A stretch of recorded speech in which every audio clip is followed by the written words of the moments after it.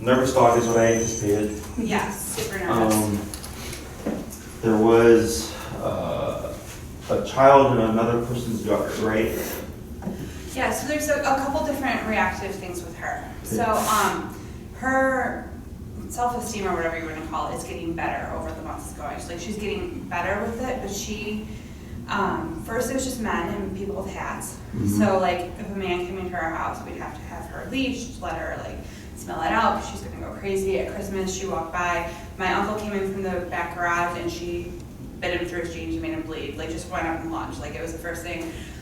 She stayed at my parents' house the week of Thanksgiving. She was used to my dad, but she was downstairs in the kitchen in her crate. The crate was open. My dad came down in a robe and she charged him. Nanny, so we thought it was just men, and cats were her triggers at first, because when we're walking, she's surprised when she's walking, she'll like react. But then she's been around the nanny for the last 3 months that she's been in our house as a foster. And the nanny was in the kitchen making the kids a snack the other day, and she came up the stairs and she just started going. And then she started going again, and then she lunged and she wrapped her mouth around her wrist. She didn't break skin. And my daughter, it's not a 6-year-old's job, redirected her and took her to her crate. Because the 6-year-old's her person. She listens the most to the 6-year-old. Sure. So we walk her to school every day. I'm nervous. I mean, I hold her really tightly when we whatever. Because she loves kids normally. Like loves kids. And our neighbor's son was running up the sidewalk to go up the stairs, and we took her out the door, and she just started going crazy. So much so that my husband was inside and opened the door. He's like, "What is going on?" So those are the four big things. 4 big things, yes. Otherwise, it's been like just reactivity. It's reactivity, yeah. So it's as you can see, it's insecurity. There's a lot of insecurity. She will, like if we take her in somewhere and maybe push her boundaries, she'll let like a man pet her. If it's in the right situation, she's been able to use her nose first, but her tail's gonna be completely tough the whole time. Sure. So there's not any of that security. And then she's really protective of us in the home, which, I mean, I don't mind some of that, but our house, I mean, summer's coming around, and if we take her on full, she can't be attacking people coming in and out of the house. Right. Okay.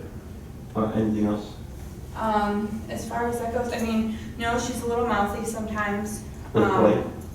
Play. Like give her too much attention, or she doesn't like being told no. Sure. And we're starting to get the leash stuff under control, but the leash stuff was a nightmare. Like we're just working it out. Okay. Let's go back to the first bite. Yes. Or the actual, like, it seems like there's been attempts or actual, like, kind of contact, but that seems to be, like, the only puncture? Yes, the only puncture. Was it, like, all, like, good puncture, or was it just one single one? Was it, like... So what happened is she was in the house, and he had been there, so she'd already sniffed him out. Okay. He went outside, he came in the garage, and I think it caught her off guard that he was there, and she just went after him. Like, there was no stopping. Sure. And she grabbed a hold of his leg, and then I grabbed her and pulled her back. And so then we leashed her, let her smell him, and then he took his hat off, he had a hat on, and she seemed to be okay. And then like an hour later, he was walking in the hallway, and she started to lunge at him again, and she stopped and used her nose, so she like almost corrected herself, and she didn't bite him. How bad was that bite? I mean, she just punctured. He didn't go to the doctor. He He's fine. actually didn't even tell us he was bleeding through his jeans because he was embarrassed and he didn't want to get us upset. We found out afterwards. Sure. Yeah. But did you see it? No. You didn't see it? No, because Okay. he didn't tell us. He didn't want us to So be like even after the fact, he kept it hidden. Okay. Yeah. So is the garage attached to the house? Yes. Okay. And it's not at our house. She was at my parents' house for Christmas. Okay. How long was she there for? Before the incident? For almost 2 days. And then the incident happened? Yeah, with her. Mm-hmm. The whole family. During those 2 days when she would see your dad and stuff, would she ever trigger and bark? No, she's just nervous around him. My dad, if there's going to be like a man that she's afraid of, it's going to be my dad. Like, Is he he's a big like guy? big guy, deep booming voice, Sure. like that's going to be like, we actually were excited to bring her there because that's like the ultimate test. Like he's like the big, like Sure. deep booming voice. So she would let him pet her and she wants him to love her, but she's very nervous around him. Okay. What's your dad's personality? Is it like boisterous? Does he just have a loud voice, but he's relatively passive? No, he's No, loud that's gonna be and the last thing. he's an alpha. He's like loud and direct. Okay. All dogs like like, when he brings dogs over, they like immediately submit to him. Like, he's the alpha. Sure. Yeah, very loud-spoken. Yeah. Definitely like very animated when interacting. Yeah. Do you happen to know what his energy was like when he was in the garage and coming in? That was the uncle with my dad. Oh, yeah, okay. That was the uncle. He's the one she bit, uncle, was very meek. He's very meek. Sure. Very quiet, he had stepped out for a cigarette. Sure. Yeah. And then for my dad, when she charged him out of her crate, I think it caught her off guard. It was middle of the morning. My mom and I had left at like 5 in the morning to go for a walk. And so I put her downstairs, and my dad came down in his robe, so he was obviously different higher, and she like freaked out and she charged straight out of her crate at him. He was like, "Ma'am, ma'am, ma'am," and she like stopped, and she went back in her crate, and she wanted to come back out. How long after the bite did that happen? That happened before the bite. Oh, that Yeah. was before? Okay. Yeah. That was different people though. Different people. What's Yeah. the time frame? Probably 4 weeks. Because yeah, Thanksgiving to Christmas. Thanksgiving, Sure. Christmas. And you've had her since when? I've had her since the week before Thanksgiving. Okay. Which, I mean, it's been the progression so far has been huge in the fact that when she first came into the house, like, she was really nervous around my husband. She was like, she loves him now. Like, I mean, I couldn't brush her. Like, it took an hour to get a brush on her, and now I can do anything to her. So, I mean, we don't know her past. Sure. So, like, she was scared of most things, and now that has progressed. Okay. So you got a week before Thanksgiving, and then how long after that you got the charge of your dad? About a week Week, later. and then 4 weeks later we got the bite. Yes. Okay. And then the next thing was the spare, the nanny. The nanny. That's the next thing. Okay. And how was the time in between? 2 weeks ago. 2 weeks ago, so that's 2 months. 2 months, and anything in the middle. And then the little kid thing was last week. Yeah, Mhm. that was within a week. Yeah. Okay. And in that time between Christmas and now, she's had her heartworm treatment. Yeah, so she was being sedated for Sure. a month because she's so calm right now, but she's like a beast. We couldn't keep her still, so we were sedating her. Keep going. She couldn't move, so that's also something, like, we couldn't get her energy out. We couldn't take her for walks or play with her for 4 weeks. Gotcha. Okay. How old is she? How old? They're guessing she'll be 2 in March. So when they found her, she was on the street emaciated and pregnant, and then they brought her up. What happened to the puppies? They're all adopted out. Oh, The okay. rescue took them in and they got adopted. Nice. Okay, and you're her foster, Yes. but you would like to keep her. We would like to adopt her, Okay. but we need to make sure she's not, I mean, my daughter and her are so connected. We need to make sure she's not gonna be this huge liability, because we're in Roscoe Village. Like, everywhere you turn, there's gonna be a person or another dog. And as far as dogs go, she was really aggressive towards dogs when I first got her, but we also think that's a protective thing. In the foster home she was in before us, that she got kicked out, she was protecting her puppies with the other dogs that were there. And it's slowly letting up, like she'll walk by them. And then the first time she met my brother's dog, 2 weeks in, which is like this big dopey pit bull, he came and sat by me and she bit him because, The pity. yeah, she bit him. But he's like a big dope, so he's like, why'd you do that to me, right? You know, reactive dog, perfect. But then by Christmas time, they were like inseparable, and that's the only dog she's been like she played with him the whole entire time. When she bit him, punctures? She did punch his lip. Where his lip? Yeah, Okay. because he came in by me for affection, and she lunged at him. Okay, so he's approaching you, she's somewhere here and goes and gets Yeah. him. Okay.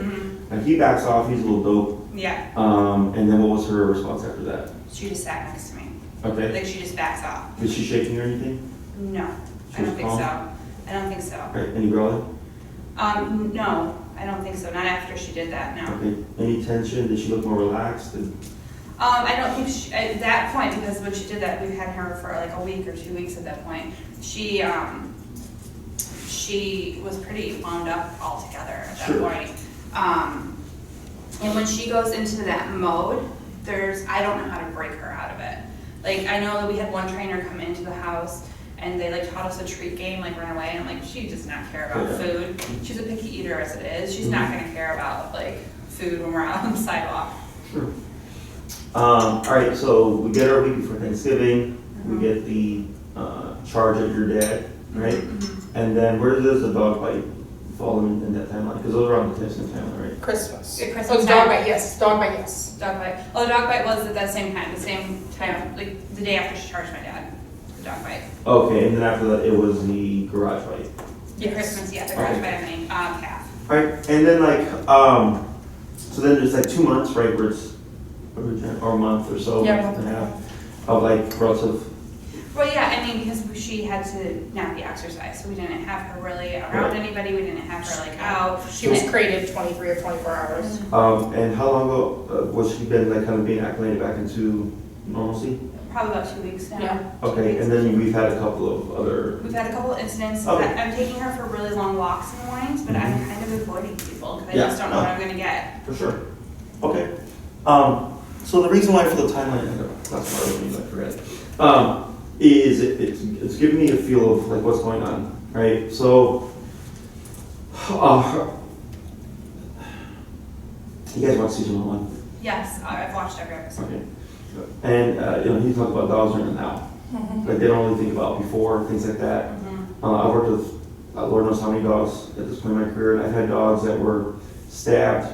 You know, they got the scars, they have like bullet wound scars and stuff. Sweetest dogs, no aggression, blah, blah, blah, blah, right? Yeah. So even if there is abuse or proof of abuse in the past, it really doesn't have an impact on the dog. Okay. So one trainer put it to me was, when you have a stable dog in an unstable environment, you get instability. Once you remove them into an unstable environment, they go back to stability. Unstable dog just becomes more unstable. In a stable environment, it will still be unstable. Okay. If it's more structured and like they're doing like training and stuff, then they're going to be even better. But they're technically still unstable, whether it's nervousness, fear, anxiety, aggression, all those things. It's all just personality type. Okay. In my opinion. So there's a couple of things here. One is you have her for a week and then we get a couple of incidences, right? And then it's like, oh, now she's having heart work treatment and things are quiet. And all of a sudden, 2 weeks ago, she's ending it and then it's a couple of incidents again. Right. To be honest with you, that's not a good sign. Okay. Okay? Now, I'm not saying that nothing can't be done, but I'm going to be very transparent because I don't want to waste anybody's time or anything like that, right? So the reason why all that stuff is important is, I had a client, they hired me for aggression. I came in and I go, your dog's not aggressive. Your dog's just territorial, high anxiety. And we didn't have to target any type of aggressive behaviors because he didn't give me anything. So right here, I have a bite sleeve.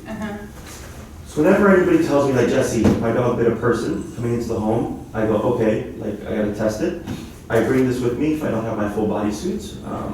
And I walk up to the dog. I walk in, the dog's barking, throwing a fit, or holding onto the leash. I go to test the dog, and like 90% of the time, the dog shuts up. And just goes, you called my bluff, right?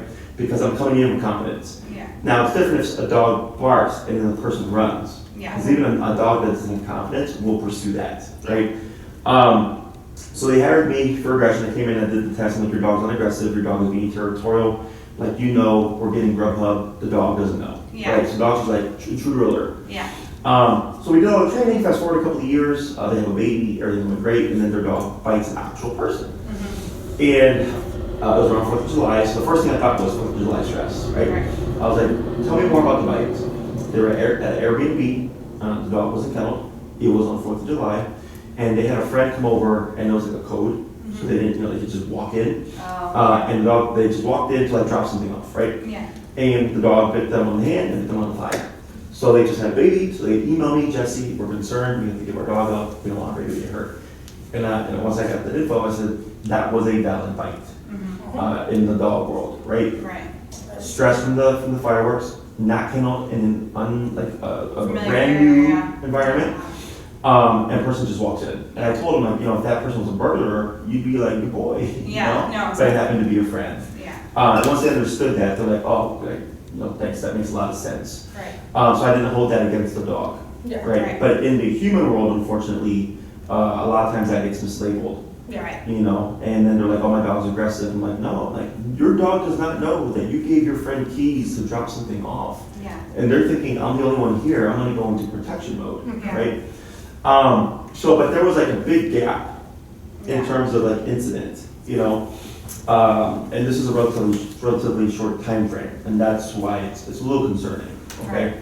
So, if we go back, to a week before Thanksgiving, regardless of her past, I give some leeway because I'm understanding that the dog, I don't know, for example, I worked with another rescue, and they had a Cane Corso that went from a backyard, chained up, to a kill shelter, to a no-kill rescue, to another no-kill rescue, to a foster home within a span of 24 to 48 hours. Okay? And in that time span, when they were in the foster home, the first day, dog bit the roommate twice. Okay. The next day, the dog bit the room, and I was on my way, Yeah. right? They literally called me, and I was next day. Right. I'm driving there by 8 p.m. the next day. I get a call, person's out of breath, and they're like, hey, you gotta get this dog out of here, she's attacking my roommate again. And I show up, this guy's like 6'4", 6'2" or so, big guy. White t-shirt, soaked in blood. Right, entire right side of his body was soaked in blood. He lifts up his shirt, and it was a full mouth white, right? And then they're like, what can we do? I'm like, what do you mean? Like, this dog already attacked its own foster 3 times within 24 hours to a degree, right? Like, I'm like, at this point, like, because they want me to take the dog, I'm like, I can't. I have other dogs that I'm training, and if this dog gets out of kennel, like, I'm not gonna wear a bite suit 24/7, like this and that. Like, this is a very crazy thing, right? Because I'm looking at the rate of incidents, right? So obviously a very short time frame, but I understood. I was like, that's a lot of change for this guy. Backyard for the first, I think it was like a year to year and a half, they estimated. Unsocialized most likely, kill shelter, no-kill rescue, also for you, a lot of stress, right? So I give that kind of leeway. And I understand, like, it's been the time frame of being, how do you say, quarantined, right, because of the heartworm stuff. Yeah, because she went through, and I know you said it's in the moment, but she was found emaciated, right, and pregnant. Yep. She has a scar on her body, and then she went into a shelter. She came up from a different state, went to her house, went to another foster, had her babies, was moved with her babies to another foster, went back to her house into her dog kennel, and then came to our house. Oh, Jesus, yeah. So So a lot. before and that was within a month, right? 4 weeks, 5 weeks? 8 weeks, because she had her babies. Yeah. But then she went to her house, so there was a lot of change before she got. For sure, yeah. So we take that all into account, right? Okay. But it doesn't make it acceptable. Yep. Right. Right? Because there's plenty of other dogs with the same story Yep. that don't do anything, Right. right? So what this tells me is, we have confrontational and non-confrontational personalities. A non-confrontational personality, like, you either have to really push them to their backs against the wall before they're like, they give you anything. And then it's the tiniest thing, because they just don't want the confrontation. Here, even though it was just essentially the first 1 or 2 incidents, right, were full on, and then it kind of digressed a little bit, we just want to keep that in mind, okay? Because what that tells me is that she's willing or capable of going to that degree. So when I test aggression, I don't just test whether or not the dog will bite. I test, if you bite, how firm, how bad, how crazy, like what's the intensity? Hers is touch and go. I mean, not that makes it any better, but it's definitely touch and go. Right. So that's a flighty, nervous Fear. Okay. The tricky part with this is, when I work with dogs, it's not just working with dogs to get them into a better mental state. I'm also teaching you, this is how you handle this type of dog. Right. Right? Because I think the conception is, I hire a dog trainer fixes my dog, my job is done. Oh, no, that's Right. not my point. I mean, honestly, that is not, I know a decent amount, and I've had shepherds before. Like, my thing is, I want all the tools. Like, give me all the tools to help her succeed. Okay. So that's what I'm looking for. Excellent. Is she kennel trained? Yes. Cool.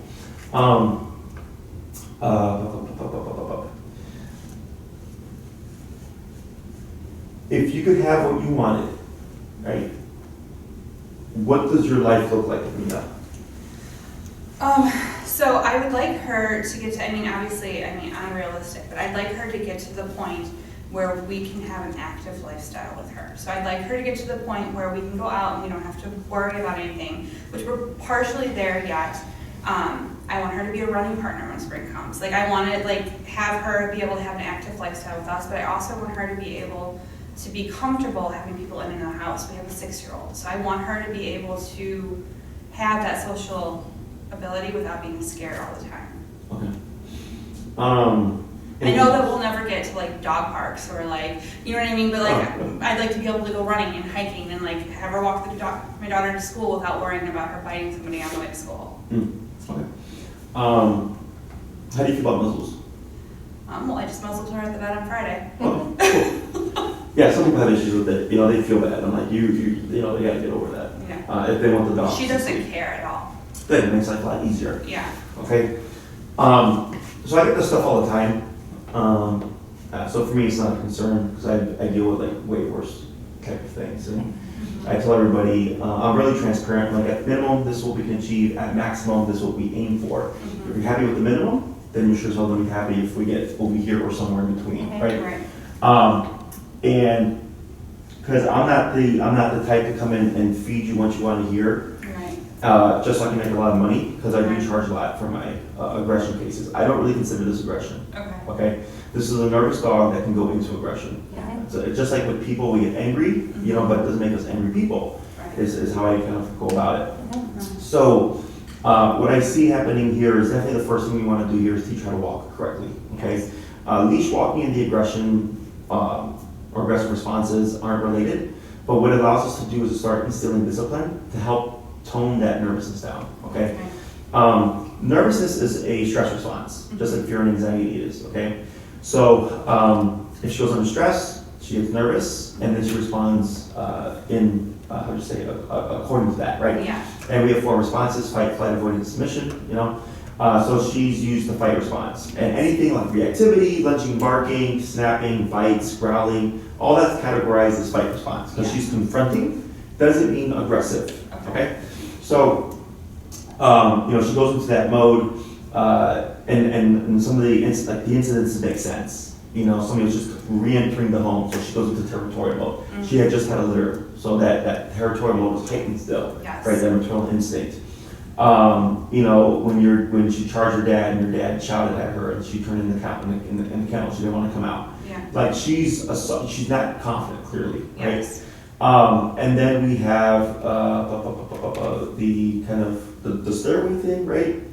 Yes, stairway thing. There's a kid running towards Liv and I as we like came outside. Gotcha, right? So that's pretty typical of a nervous dog. So nervousness, so fear, anxiety, and nervousness look very similar, but they're different in how the dog responds.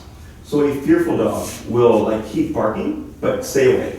And if you move towards them, they move more away. If you move away, they move towards you, okay? An anxious dog will keep moving. A nervous dog will settle, but then when something changes, they trigger and they start barking. Is how that looks, okay? So the quick or fast moving child makes sense to me, okay? So when we do this stuff, a lot of times people think that I come in, like if the dog was bitten, people like I challenge the dog, try to force the bite and like correct and stuff. I do that when I get dogs that bite unprovoked, so to speak. So I walk into some homes and I can't even walk in, and the dog will just grab the arm and just like pull me in and start shaking, right? So I have my suits and I go, okay, well I clearly didn't have to provoke anything because you just went into aggression. It's very different. If a dog goes into aggression, you got to figure out what the root cause is, which is nervousness, territorial behavior, and it's partially getting her to handle nervousness better, and then partially keeping her in a passive state. Okay, a calm dog is a thinking dog. An excited, stimulated dog or nervous is a reactive dog. Something happens, she responds, okay? So she's not thinking, when she wakes up in the morning, I'm gonna harass the next kid I see, right? It's all contextual. So. I mean, so like, I want to just think like what works for us in the house so that you can tell me what you feel about her reaction. Like I had girlfriends over last weekend for dinner, and so I put her downstairs in her crate. I gave her a calm to keep her busy when everybody came in. I let everybody get situated. I leashed her up. I brought her upstairs, and she started because there's people in the house. I sat with her until she started using her nose, and then I let her walk to each person. She smelled them. I took her leash off, and she was fine the rest of the night. So like that's like as soon as she started using her nose and she clicked out of her brain, she was okay. Yes. Does that make sense? Yeah, that's all Caesar stuff. Okay. Yeah. Okay. And you're correct. Okay. But you're avoiding the problem. Okay. What am I avoiding? So,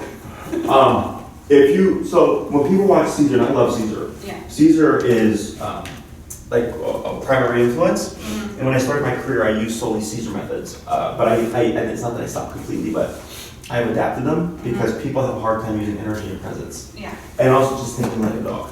So,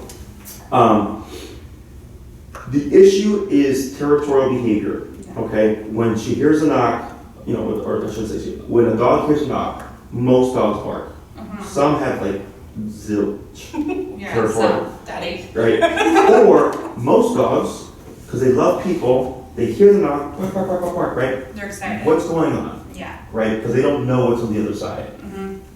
You open the door, person, little people. Yeah. Right? So they're like, oh, I know what it is now, right? So they just switch. But when you get a nervous dog, what happens is territorial or knock triggers territorial behavior. She's barking to alert you. Nervousness kicks in because she's under stress. What's behind the door? You open the door, she stays stuck. And suspicion because the nervousness doesn't allow her to settle. Okay? Right. When you have her in another room, she's not getting the trigger. So you bring everybody in, you bring her out, and she's surprised, right? But because there wasn't a trigger, that's why she's able to de-escalate, okay? Most nervous dogs, when someone knocks, they'll keep barking, or whenever somebody moves, they'll jump up and bark. Or if somebody puts a lot of energy out, they'll jump up and bark, because they've not settled their nerves, okay? So if you want Caesar, and he's maybe adapted, because I know he's changed his approach now. Old school Caesar used to have a exercise at the door where when the person knocked, he would confront the dog and be territorial back over the door and back the dog off into submission. Yeah, I remember that. Yeah. And then what he's doing there is he's using that same psychology. The dog's being territorial with him, bark, bark, who's here? Right. And when you open the door, if they're nervous or they're too territorial, they'll keep in that state to say, you're not welcome here until somebody resolves the issue. Or maybe the dog bites the person and forces the person to leave. Right. And then the dog settles, right? Because Right. they got what they wanted. When he came in and he would address them, he was being territorial back. He was saying, this is my door, and behind this door is my guest. So there was active communication, so the dog goes, oh, my job is done. I just needed to know that it was being taken care of. And then he'd open the door, person would come in, and there was no tension, okay, depending on the case. So here, you technically want her to trigger over the door.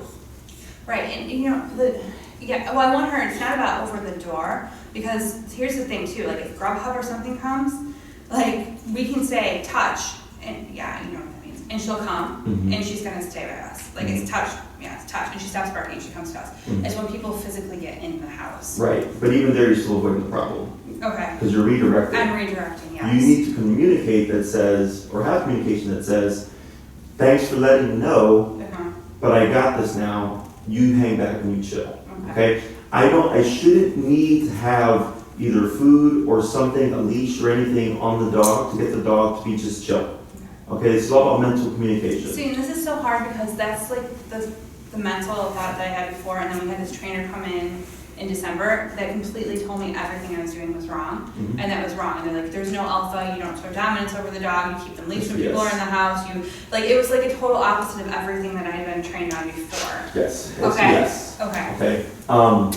So See, her tail's still tough. What's coming out a little bit? with Caesar Milan, he talks about pack leader. That's not true. To the way people perceive it.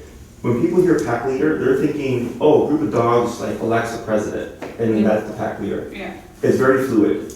Okay, dominance is everywhere. Dominance is happening right now. Right. Who would be the dominant energy? For her, Katrina. Like all this, like right now in this interaction. Well, you're the dominant one. Right, because I'm the one talking, Yeah. and I have an insight that you're needing, right? Do you do anything outside of rescue? Yes and no. Okay. Well, let's say like, for example, Yeah. you were a defense lawyer, Yeah. right? And then I got some trouble and I need a lawyer, and we have a meeting, and you're talking, you're explaining everything. You'd be dominant energy. But then if you turn around like, oh, you're a dog trainer, because I have this crazy little Maltese, Yep. then I would become the dominant energy, right? So it's very fluid. So if I have a group of dogs, one could be dominant over the couch, one could be dominant over the food, one could be dominant over the water, and they just submit to each other depending on the context. Navigate it. Yeah, it's very fluid. But the way Caesar explains it makes like people, I know what he's saying, but people misconceive it. Yeah. So like, oh, there's a pack leader dog, right? Yeah. So, I know they say that science has debunked the alpha theory. Science is completely wrong. I see it happen all the time. Do you see how tough her tail still is? Yeah. And she's in an unknown environment. Like we get completely stable dogs that are like this. Okay. Okay. So it's nothing bad. Okay. So, Yeah. a mother-child relationship is a dominant subordinate relationship. My relationship with my employees is a dominant subordinate relationship, right? The human dog should be dominant subordinate, okay? Yeah. Dominance is healthy. Dogs do it all the time. So when the little kitty got bit, it's only been a week.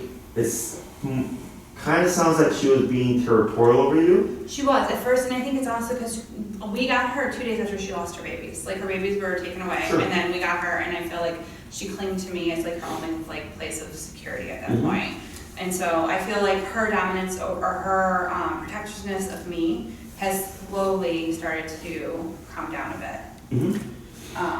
Yeah. So in that scenario, when the pity came, Yeah. she asserted a role of no, you're not. Yeah. That's dominance. Yeah. Okay. It's when an authority can establish a role. Like one of my employees can't come and say, Jesse, like you're fired. Right. I can come in and do that. Right. Because I'm dominant energy. Right. So once you start to understand that, Mark, it's going to make complete sense. So anything that trainer taught you, I would just tell you, throw it away. Okay. It's good for training. Yes. It's good for obedience, Right. but it's not good for behavior. Right. So like I told you, what they taught me to do, and they said this was the answer, was that if she goes into that state of mind, grab it between your treats and be like, run away, Mia, make it a game. Like, make it a game. And I'm like, if she's in a state of mind, I can hold a steak under her nose and she's not going to care because she's not food motivated to start off with. Like, and if I'm in a burning building, I don't want to grab a brownie on the way out. no. I want to fuck up the building. Right. Yes. So, it's, yeah. So think of positive reinforcement, because that's the big thing now, right? It's great for things you want to see again. Okay. Sit, boom, good. Yeah. I want to see that again, right? Yeah. But it's terrible at stopping things that are behavior-based or that you don't want to see again, Okay. right? So like, I know people do the whole, like, my dog's not barking when they quiet, I click and reward. A dog cannot rationalize to that degree. Okay. If I don't want the barking, there has to be a consequence. Okay. So if another dog said, shut up, Mia, it would look like a dog just biting Mia Right. and going, don't bark. Right. That's how they handle things, right? So when it comes to addressing this, when I mentioned the heel has nothing to do with the aggression, right? I don't care about the heel. I care about the structure behind the heel. Okay? It helps her be passive. It helps her to turn off. Okay? I haven't seen her outside, but most of the time when I come in, the dog is totally tuned into the outside world, right? That the owner has no control. Verbal commands go out the window. Yeah. Food goes out the window. Right? Dog's so overstimulated. Yeah. So if I have an aversive and I tell the dog, don't worry about that, don't worry about that, can't look at that, can't sniff that, can't be on that, can't poop on that, can't eat that dog. When you remove all those options, all of a sudden the dog's looking at you. Yeah, You know? and our last 2 dogs were like that. Like, they walked at heel, I could walk them with my pinky, like, they were completely in tune with everything I said. But that was 13 years ago that we trained them. With her nose is, like, crazy when we were outside. She's so overstimulated and she doesn't stop. So even if I force her into a heel, she's still, like, Yes. the whole entire time. Yeah. Does that make sense? Yes, and that's not healing. Okay. Right? 'Cause But, that's like, the dog. I'm forcing her, like, Yeah, I'm holding you're her. holding her position, but Yeah. the brain's not retaining Yeah, anything. Right? absolutely. So when I teach heel, it's slack leash. I take 1 step, you take 1 step. I take 5 steps, you take 5 steps. When I stop, you automatically sit.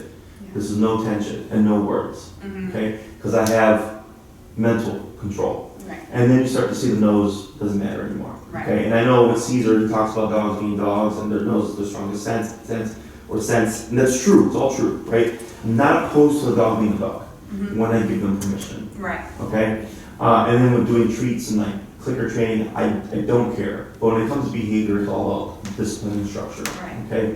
So the heel will help her. So when we introduce, so I do e-collar, which I have one here. Okay.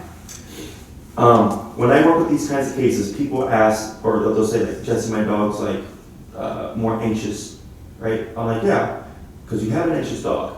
That's a stress response. That's a stressor. So it makes sense that if we're introducing a stressor, the dog would be more anxious, right? But the positive to it is in order to learn how to handle stress, you have to go through stress, Mm-hmm. right? So the e-collar is controlled context, where I can bring in stress and work her through it, right? As opposed to like you're walking with her and someone jumps around the corner. That's uncontrolled stress, right? The theory here is if we work her through stress and she gets nervous and some dogs try to shut down, some dogs try to run away, and we eliminate those options and we go, the only option is forward, and the dog moves forward. Right. Then the brain goes, oh, I can do this. Right. I can handle this.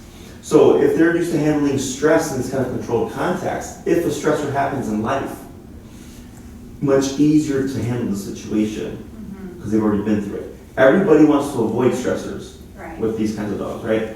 Or redirect from stressors. Redirect. It's not realistic. Okay, so that's always the first thing. Typically takes a couple classes. The next thing is entry into the home. Okay, that's a class in itself. Yeah. Where I teach you how to communicate with Mia via e-collar and some Caesar Milan type exercises Okay. to communicate, telling her you don't need to be nervous, you don't need to be territorial. I need you to calm down, relax, so I can bring my guest in. Yes. Okay, your guests come in, and then See. Yeah. and then the next thing would be if you're trying to get her to overcome the psychological hump of nervousness of people. It's not about food, you know, because then it's like if she doesn't do it, no big deal. If she does it, maybe she gets something, right? Or if she's too stressed out, it doesn't matter anymore. Is she has to make the decision to go to someone that she's timid by, okay, or intimidated by. But she has to feel like she's making that decision. Yeah. Okay, I do that through e-collar. Okay, it's a very simple exercise. So when I get fear-aggressive dogs, the goal is to get them to love people and not be scared of people. So it's essentially reverse psychology. You move away from me, negative happen. You move towards me or into me, negative stops. And the dog goes, oh. Well, going next to you is a positive now. Because every time I try to move away from you, yeah, I don't want to. Like, I don't want to be near you, but this thing goes off. And as soon as I move into your space, it goes away. I can build trust, you know, and technically we're manipulating the dog. If we did that to a human, it would be terrible. But when we're dealing with dogs, it's a completely different ballgame, okay? Is I have exercises for that. My anticipation is that once we settle her down, we shouldn't see the impulsiveness, okay? But there's gonna be certain contexts where, so I can't make her unnervous. Right. No, and I know she's never going to be 100%. Like I know I'm coming into that very realistically. Like I know that there's always going to be a chance or a situation. Like I know that that's going to happen. I just want to get her somewhere better and healthier mind frame. So, what I would do here is we start off with the healing exercise, get some structure. It's going to suck because it's in the middle of winter. As long as the dog's fine in the weather, Yeah. you know, I'll tell you what, the behavior isn't dictated by the weather, Yeah. right? So there's going We're to be that. Chicago people. Then we're going to shift gears, go to behavior stuff. We're going to see how she progresses, and then from there we can go on to the other stuff, right? So the way I approach dog training is people's idea of a good dog is a dog that doesn't pull a lot, is friendly, potty trained, doesn't jump on people, doesn't bark, doesn't bite really. You know, if they bark, it's like, you know, when people come over and then they're friendly when they see them. And other than that, people really don't care about the obedience aspect of it, right? Whereas for me, a good dog is all that stuff, plus they're really well trained, Yes. right? Is I would focus on the core first. Okay. Get her to be in a good place mentally. Get you educated on what it's like living with a dog like this, right? When it comes to the e-collar and training and when it goes away, my theory is whenever you need it, you have it. Every time you walk her, you're going to have it. You may not even be able to press the button, but it's the presence of it that keeps her in check. Because you can't account for if somebody lights off a firework while you're at the park, Right. which has happened to me during a training session. And I also had another client whose dog ran away because somebody shot off a firework and scared the dog. Car backfires, a bicyclist crashes behind you, and that happened to a client. The dog took off for blocks. Yeah. You know, is I can account for life, but the dog's so well trained that it's present, but you're not having to use it. Right. When people come over, it's possible that you might get her to a degree where you don't need the collar anymore, and you can communicate to her and she settles. In other cases, my clients will have it on for the first 15 minutes, and once the dog settles, they remove it. And in some cases, they just keep it on the dog because they feel better. I don't know how it's going to work out, okay? Oh, can I bring up one more issue too? So while we're talking about the nervous system and stuff, so she obviously is from down south. She's not used to the city life, so she's getting used to all that sounds and stuff. We're in a condo down, so we have the first 2 floors, and now that it's starting to get the days we had a little bit warmer, her with the thought of people around us outside, like the tears, like she is losing her mind. Not barking, but like she is just like, when she's in the backyard, she can't, it's too much for her. Like right now she's so overstimulated by the fact that people are on this deck over here and on this deck over here and on this deck over here, and she's like, what is going on? Where are all these people? And so there's a lot of, like she's in the backyard, she's basically like spinning in circles, almost like looking up and looking sideways. And does that make sense? Yes. Okay. It's very common. Okay. I get a lot of people that come in from like suburbs, or they go from Quiettown, Michigan to Lakeview, South of Chicago. Yeah. And the dog was never aggressive or never reactive, all of a sudden it's super aggressive or super reactive. It's because like you're used to, we go outside and you hear like lots the of stuff traffic, everywhere. the energy, the honking and stuff, where she's just like, what the hell is this, right? Yeah. That may go out on its own just with the leash walking stuff. If not, we can address it. Okay. That's actually easy. Okay. And then, I mean, just throw one more I live thing. in the burbs. So yeah, she's not used to it. One more thing to throw into it, and this is like our last thing on thing, but I would love to touch base on this at some point. We have a very aggressive dog next door that every time she's even outside, like she charges the fence. And like then it's like game on. And she'll ignore her until she charges. And it's game on. So that could be an incidental at some point too. Yeah, so that's easy too. Okay. When it comes to stopping things like that, it's just aversive. And that dog's just getting worse and worse. Our 13-year-old old lady, she would charge at her. Yeah. Yeah. Now, I can't make her like the dog. No, I don't want her. I mean, there's no way. That dog's so unstable. The best you can do is stop the behavior, okay? Get her to coexist and deal with it. So like for humans, if we're at a restaurant, nice quiet restaurant, having Valentine's Day dinner, and there's a loud couple, he's kind of like disturbed by it, Yeah. That's a dog. Dogs don't like instability, right? They'll confront it. That's their world. In our world, like I would just get up and just deck the couple. Yeah. We would tell the waiter, maybe the waiter tells the manager, the Yeah. manager says, hey, either be quiet or you have to leave, Right. right? Or we have law enforcement to handle disputes, Right. right? In their world, they're super black and white. They disagree with something, they just address it, Right. okay? So that stuff is actually the easiest stuff, okay? Everything for me that you brought up is relatively easy as long as you do the homework Okay. and we have this tool, okay? Okay. This makes stuff super easy. So what does the e-collar do to them? It's a beep, it's a So, vibration, it's a have you ever been sound? to a chiropractor or a physical therapist? Yes. Okay, have you ever had stim? Yes. Okay. Okay, so a lot of people think that this is like a taser. They think this is like an electric current going through your dog's body, okay? It's electric, but not electricity. Is it equivalent to like the outside, the fenceless Yes. fences? Okay, so I know what that feels like because my parents have those with their dogs. Okay. Yeah. So an e-fence and this operate a little bit differently. An e-fence usually has like 3 or 5 settings because they're trying to prevent your dog from getting out, Yeah. right? So 3 is up there, or 5 is really up there, right? Yeah. This goes 127. Okay. 127 and 3 or 5 are the same. I just have 120 more breaks. Okay. Does that make sense? Okay. So I go 0, 1, 2, 3, 4, 5, 6, 7, 8, 9, 10, all the way to 127. So it's super incremental. Okay. So when I press the button here, you can see my thumb twitch, right? So it's momentary. This is the same exact technology that they use on humans, okay? They use it on humans to break up scar tissue and muscles. If you have pain, like back pain, they'll put it to like relax the muscles so that they're not so tight. They use it in sports rehabilitation therapy. Like if you've not used your arm for like months, you don't just get up one day and just like you're back to being full strength. You have to build up that strength again. This is the same technology, okay? So the reason why this is effective and the reason why I do this is it's one, non-confrontational. Your dog does not know where this is coming from, right? So if I have a fear-aggressive dog, if you put a prong collar on a fear-aggressive dog, and even if it's coming from you, and they start acting aggressive and you correct them, you gotta think, this dog is coming from fear. So in their mind, their response is valid. And then you're correcting them for what they think is a valid reason. Yeah. Then it creates confusion, it creates frustration.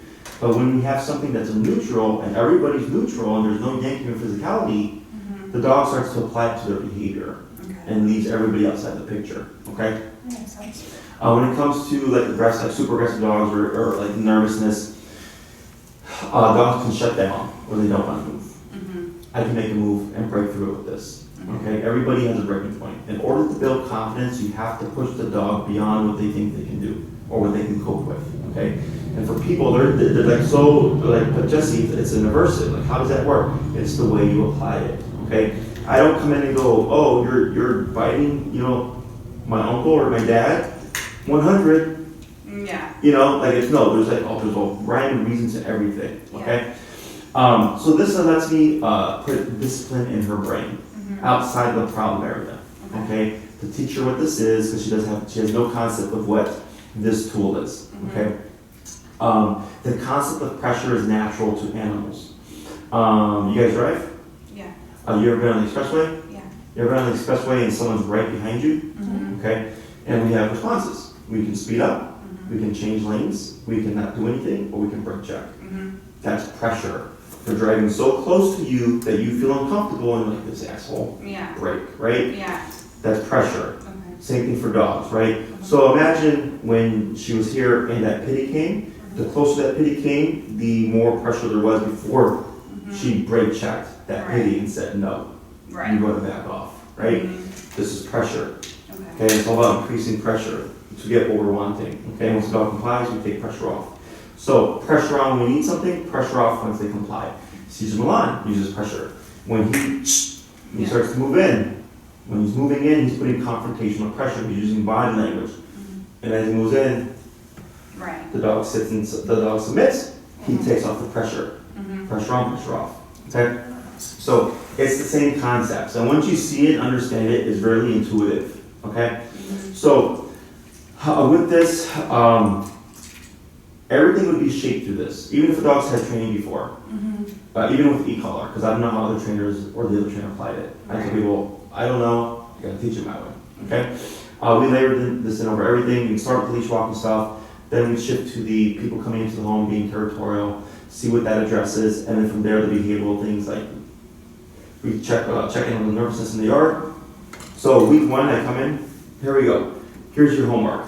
Come back week 2, how to go. Right. Man, Jessie, like she's doing really well. Like we walked down a really busy street, and yeah, she was a little bit like looking around, but she wasn't like going in circles. Right. Let it go great. Okay. Here's the second half. I'll be back next week. Right. Come back. How to go. Even better, Jessie. Now she sits down on my side. She's there. She's panting, so she's stressed, and I can see her shaking, but she's no longer doing the complete or the head turn. I go, great. Now let's work on people coming into the home, right? Right. Come back to the next week. How's it going? The more and more you expose her to stress and pressure, the more confidence she gains in handling stress, right? The more exposure. And I know people think like if the dog is scared around traffic, you just take them out the traffic. But if you have nothing to get the brain to settle during the traffic, it stays stuck. It's just stuck in this kind of cycle, right? When Caesar comes in and he jabs him, right? Stop the cycle. And then it allows the dog to take in the environment. Then we go to backyard. You put it in the backyard, oh crap, she's not even looking around anymore, she doesn't care. Right. Because you've already exposed her, you worked with that stuff, right? So there's certain things that I would anticipate will just get better through the training and exposure. There's other things that are going to be contextual. So knocking on the door. She's always going to bark when someone knocks, Well, I right? want her to. We're in Chicago. Right, secure, right? But you want to be able to have an off switch. Yes. So then what that means is when I know I have a guest coming at 5:30, at 5 o'clock me is collared up and I'm ready to do my exercise. Yeah. Okay, this is lifelong. Right. She will never one day click, it's Amazon, Yeah. and not bark. Right. Right? It's constant communication between you and her going, thank you, yeah, you can just back off and relax now. It just gets easier over the course of time. Okay? And these are all, of course, natural responses. And from there, it's really just play it by ear. Okay? Questions so far? Do you want to feel this? No, I have. I mean, I've messed around with my parents when they made us feel it for the dogs. So, sure. and I feel like that was probably at a much higher voltage. Yeah. Yeah. I'm sure our parents found it fun to Oh yeah. high. It's fun for them. Let me see here. So I'm more than confident that the 6 classes should be more enough to address that. Okay. Okay. The other thing would be muzzle training. I know she said she's probably fine with it. Yeah. I would suggest you just condition anyways. okay? Because she may be fine with it, but then, you know, if we find there's a new stressor that we weren't anticipating, which happens. Okay. I've worked with dogs that were seemingly friendly, no issues, and then I came in and put them under pressure and they would try to attack me. Okay. Okay? And I told the owners, like, holy crap, right? And I go, it's okay, you have to think. Random person comes into your home, puts the dog in a stressor. I'm not asking the dog to do something, I'm telling the dog to do something. It's very different Right. that the dog becomes confrontational. So the owner thinks, oh, my dog's aggressive. And I don't know they're not aggressive, they just don't like being told what to do by a stranger. Yeah. Makes I sense. give the dog and the remote to the human. I tell them, just be prepared for this. They work through it, no issues. And they go, why? I'm like, because you have trust already. I don't. And I don't have time to build trust with you unless you want to pay me a couple of $1,000 to build that trust first before we do anything, Yeah. right? So the muzzle just allows us to work with her safely Okay. and expose her to more things, you know, in order to get back to normalcy as much as possible, okay? I prefer the Baskerville brand. It allows her to wear it extensively. She can breathe in pants, she can eat food and drink water. They run like $15, $25 now on Amazon. What is the name? Baskerville. Baskerville. Baskerville. Okay. You will have to make an investment on the collar. How much does she weigh? 51 pounds. 51 pounds. Okay. So the collar I would recommend for her is for 70-pound dogs and under. Around about 287 attacks. Okay. Going on Amazon is a little bit cheaper. I think maybe $20 cheaper. You definitely want to get this particular brand. Okay. I don't get any cut from it. Unless I sell it myself, which even the cut is like minimal. But you go to Amazon, it's Dogtra 2300 NCP. Say it one more time. Dogtra, D-O-G-T-R-A. And then 2300 NCP. NCP, correct. 259. There you go. And with taxes, it might bump it a little bit, okay? You definitely want to get that collar that's meant for her size and temperament, okay? I know there's other stuff that's cheaper and everything, trust me, I've been doing this a really long time. Just Yeah, gotta I do don't know the anything. collar. I don't know the difference. Okay. And then from there, I'll have you go into communication with Maria. Okay. She'll get everything coordinated, and then just kind of go from there. Okay. Okay, and I know Amanda had talked to you, and you suggested that we keep her crated when the nanny's in the house for now. Is Correct. that correct? Okay. Yes. We want to do preventative. Okay. So think of it. So the assumption is if we work the dog with this stuff, right? She just gets better, right? She's better when you're around because you're asserting rules and Right. authority, right? But if you remove you from the picture, she technically steps in line, Right. right? So if we take my mom, dad, myself, my two brothers and my sister, I'm the oldest of four. If they left Right. to get groceries, they're like, Jesse, watch the kids. I had some degree of control. Right. The hierarchy shift, right? But I couldn't spank them. Like there were certain things that I couldn't do. Right. As soon as they came back, they had full control, Right. right? That's hierarchy. So for her, you know, the hierarchy should be always humans above, dogs below, okay? Or if there's a weaker animal. So if I have like a cat or an old cat or an old dog, they're always above the healthy dog, Right. okay? Or if we have a smaller dog, they're above the healthy bigger dog. Right. Because the bigger dog logically could kill the Okay. smaller dog, right? So, and as you said, like it's not a 6-year-old responsibility to like remove it, No. like, stop that, And, right? you know, and the thing is I've thought about it more. I'm sorry, I'm just adding extra information in here, but like, I've thought about it more because like, there was no trigger. She was in there making a snack, but she came out from the basement and the 3 kids were at the table, Mhm. and then there's this person with their back turned to her in the kitchen, She didn't recognize. and lives over here with the Mhm. other 2 kids because she's obsessed. Besides for that one incident, she's obsessed with children. Like Mhm. children are her jam. Like Yes. she's a mama. through and Yes. through. And that's what, when we talked to another trainer, that's, she's like, you need to get her away from kids, she can't be near kids, and I don't see that in her. That's not Yeah. this dog. Yeah, the first person we talked to, they said pull her from our house immediately. Yeah.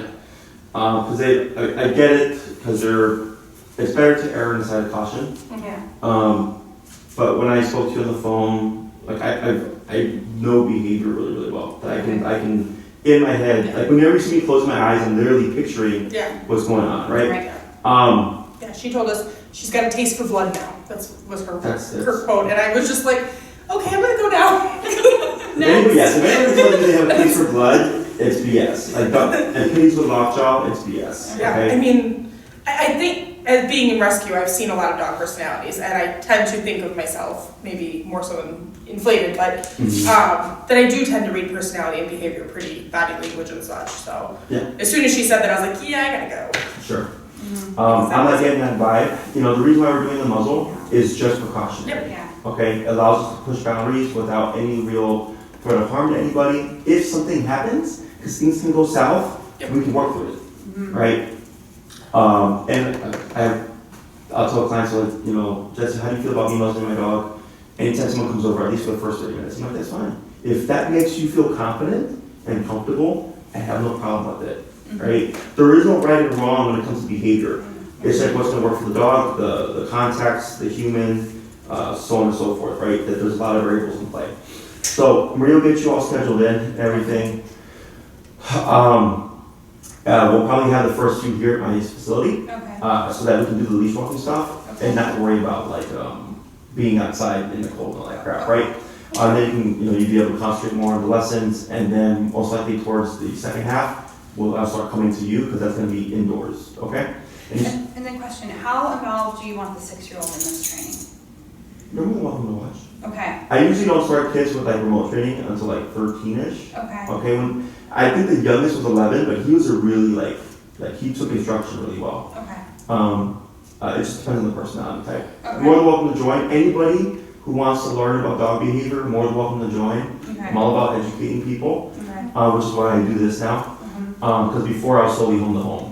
Right. So I can be like, here, hold the camera for me while I train your dog. Right? But now it's like, cool, I can put it there, have a conversation with you, and educate people. Yeah, I've been watching your Instagram stories. Okay.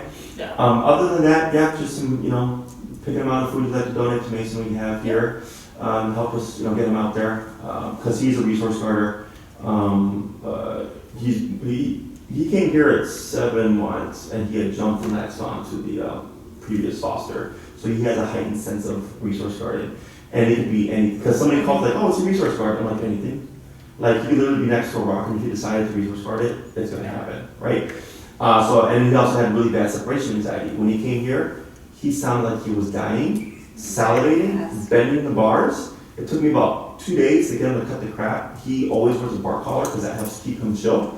And we have a structure that, works for him. So, when I talked to John, who's with the Greedo Rescue Foundation, I told him, look, man, I'm going to be super transparent with people coming here. Don't think I'm trying to deter them from this dog because I'm attached to dogs. I'm not. Get this dog out of here. But I don't want to waste your time, their time, or my time. So I'm really transparent with that That's stuff. my rule of thumb too. I want you to have all the bad. You'll find the good on your own. Yeah. And then after that, we'll get her taken care of. It's really play it by ear when I do this stuff. So don't worry. It's not like if something happened that we weren't expecting, it's not like I'm going to say, well, we're not going to do this now because I didn't know. Yeah. I go, okay, this is how we're going to address it. Okay? Anything else? What size would you say for the Baskerville? Would you say She's the Labrador probably 5? 2 to 3. You think 2 to 3? Yeah, I'm going to gamble a 3. That's scary looking. Yeah, so are you, but we still love you anyway. Just kidding. Yeah, she's most likely a 3. The border collie? Yeah. Black or tan? Black's cheaper, you get black. Okay. And I think you should be able to return it too. If you're getting on Prime, it should be a free return. So if you size it and it's not the correct size, you'll be able to send it back. And I can send you some videos so you can start muzzle conditioning. Okay. Definitely want to start that now. A lot of my clients wait to the end when they need it. And then the dog is stressed and they're fighting the muzzle and all that stuff. I know we haven't seen that, but I like to just be ahead of the game so that we can just keep our progress. Okay. Okay? Yeah. Okay. Anything else? We'll have both of those tomorrow. No. What do you think? Any questions? No, no questions for me. I'll probably just be in the city a lot. Just coming up here soon. I'll come and do it with you because it helps. I mean, running a rescue, I need to know everything I can. Absolutely. Anybody that you feel benefit from running dog behavior, stuff like that, you're more than welcome to join. Okay? So, perfect. Awesome. Well, it was a pleasure meeting everybody. Yes, you too. You can contact Maria. I'll let her know And thank the you so arrangement. much. Oh, you're very welcome.